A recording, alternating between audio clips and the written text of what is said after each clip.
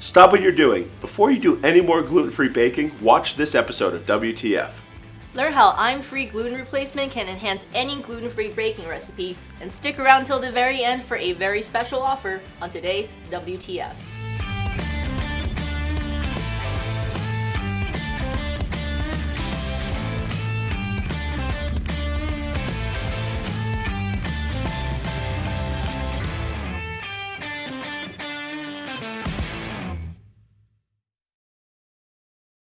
Hello and welcome to WTF, where we transform food here in the Modernist Pantry Test Kitchen. I'm Chef Scott Guerin. And I'm Janie Wang, the owner of Modernist Pantry. So today Scott and I are going to be talking all about gluten replacement, because we did xanthan and we said xanthan's not great for gluten replacement, and then people were like, what is great for gluten replacement? So here we are. Yes.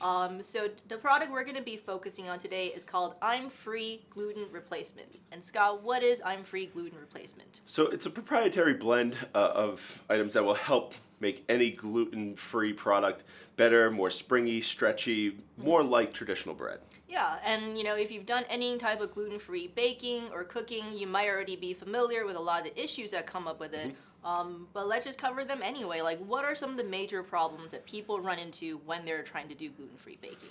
First thing with gluten-free baking is that it's never the same method. So with cookies, it's always going to be a different method. The bread's going to be a different method. The pasta's going to be a different method. And you're always going to end up having to add a gum like xanthan gum that's going to make it sticky, gummy. It's not going to taste like traditional bread. Right. So that's what we want to show off with the I'm-Free Perfect Gluten Replacement. And just without getting too nerdy about it, how exactly does the gluten replacement work when you're replacing it in different types of recipes? So what it does is that gluten that is taken out, that is all the structure for the bread. So when it rises, that's what's holding it together. That's what's allowing it to rise. So when you take all of that out, you're just left with starch that likes to stay nice and squat and in a compact area. So we need something, and that's what the gluten replacement does, is it allows that air to be trapped in little bubbles inside and then grow. So when you have a bread, it rises as normal. It gets those nice little air pockets that we're used to. Right. Or let's just say for pasta, that's that stretch that we're looking for, that chew that we're looking for. So it's not just crumbly like some gluten-free pastas. And cookies, you get that soft center and the crispy edges, which you don't generally get, which we'll kind of see with the store-bought cookies. Yeah, and definitely, let's not just talk about it. Let's show kind of what exactly it does. So we have three things here that we're going to cover. We got some bread, we got cookies, we have pasta. And let's first start with the bread. What are these three breads here that we have on the table? So first, I'm going to show off this bread here. And this is the normal bread that you're going to find. And you can see it's really dense, squat bread. They do put some yeast in it. You can see the little hole that is kind of blown out there. It just doesn't have anywhere to go. It doesn't have anything to build off of. So you get this really dense loaf that's not like a bread. It's more like a cake, but made with a flour that isn't like any flour that you've ever had. Right. This middle one is another store-bought package brand. Yeah, this is your big well-known brand that we cannot name, but you know what it is. Yes, and it looks good. It does have a nice rise to it.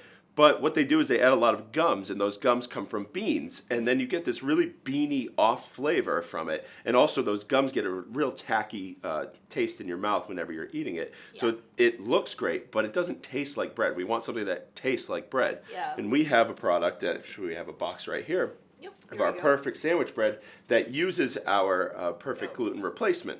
So this is our box bread, and you can see it's got that nice square that you want from like a sandwich bread, which you wouldn't really want to make a sandwich on this. First off, it's dense and it's this weird triangle. Yep. You want this that looks like a sandwich bread. This also toasts, and it doesn't have that beany flavor because we don't add any extra beans to it. We have a nice blend of flour that we have from I'm-Free, and then we have our gluten replacement, and we made a sandwich bread mix so you can take it home or purchase it, bring it home, and then make your own sandwich bread. Yeah, and definitely, just to highlight like the big difference here, because both of these look pretty fluffy.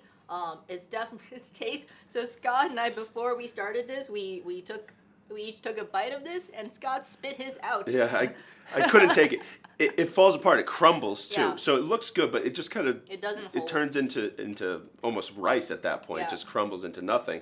Where this one has a chew to it and a nice texture that's given to it by So if you just kind of break this off right here, you can kind of see like it's got a nice it's pull got to a nice it. pull to it, so it's not falling apart at all, and it tastes really good. And one thing about these breads is that they need a specific type of pan because gluten-free baking, no matter what we add to it, it's never going to be exactly like traditional, Right.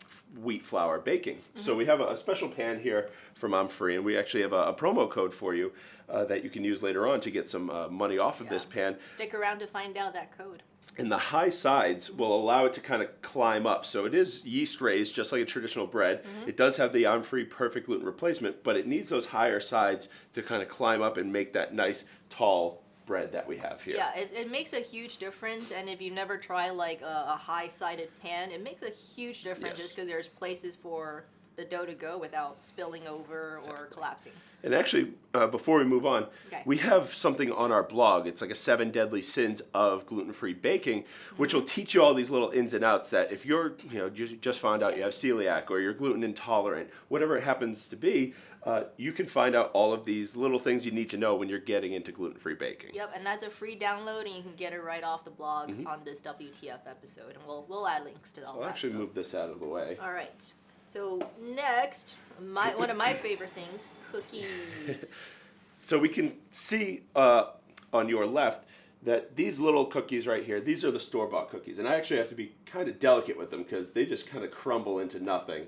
Yep. And while they taste good, they don't remind me of the cookies that I want. I want a cookie that tastes homemade, that has a nice soft center and crispy edges. So we have a recipe that is on our blog of these recipes. And Janie, do you want to try one? I absolutely will. So the beautiful thing about these, you can kind of see when I'm breaking apart, you got your nice chocolate chips, which of course we all love, and it really doesn't have a crumbly texture. Yeah. And I'm just gonna eat this because. And you can see if I squish this in the center, it's nice and soft.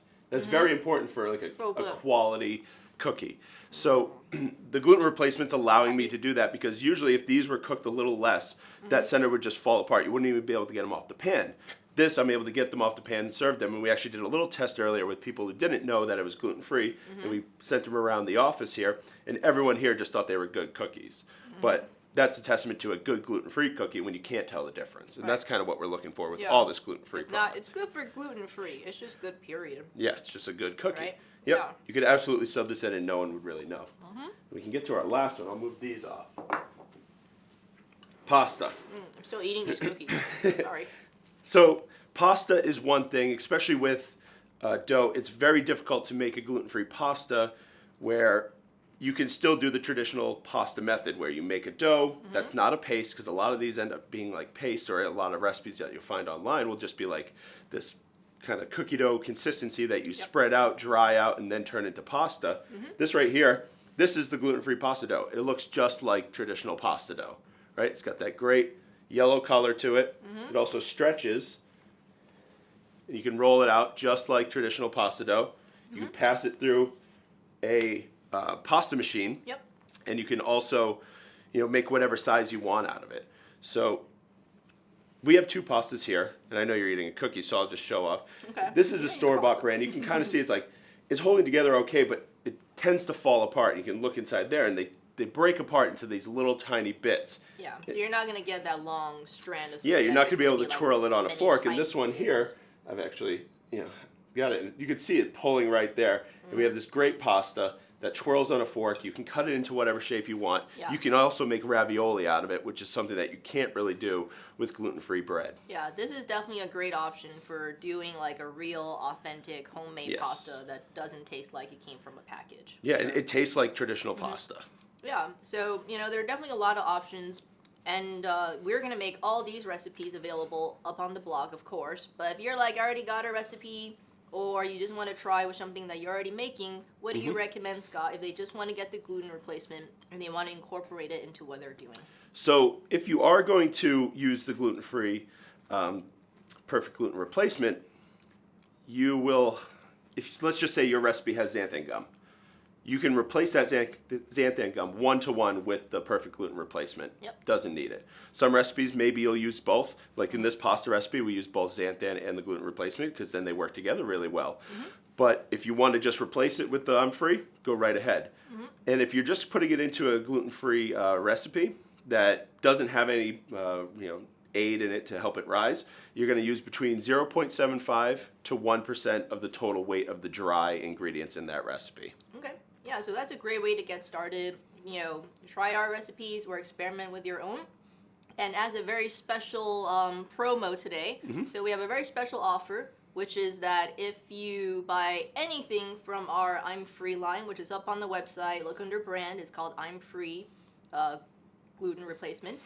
And if you do that, you can enter code I'm Free, and that's just the letter M, free. So I am free into the promo code field, and you can get 50% off one of these wonderful sandwich pans. And so that's a $12 savings.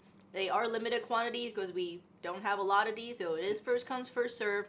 So go ahead, make that great bread, because now you have all the tools and all the ingredients available to you. Yeah, that's a great deal. If you do buy the sandwich bread mix, then you get this perfect pan for it. It's designed specifically for that bread, so you can make obviously any bread in this, but you can also get the money right off of it by using the promo code IMFREE. I'm free, right in the promo code section. Yeah, Scott said that way better. I think I made it Gotcha. very confusing. All right. So from here in the Modernist Pantry test kitchen, so we got our gluten-free replacement. We have our sandwich pans.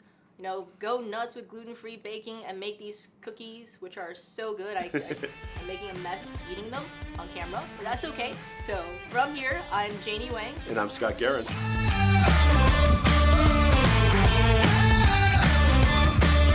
We hope you enjoyed today's episode. And if you want these great recipes and these awesome ingredients, first you're going to have to like, comment, and subscribe.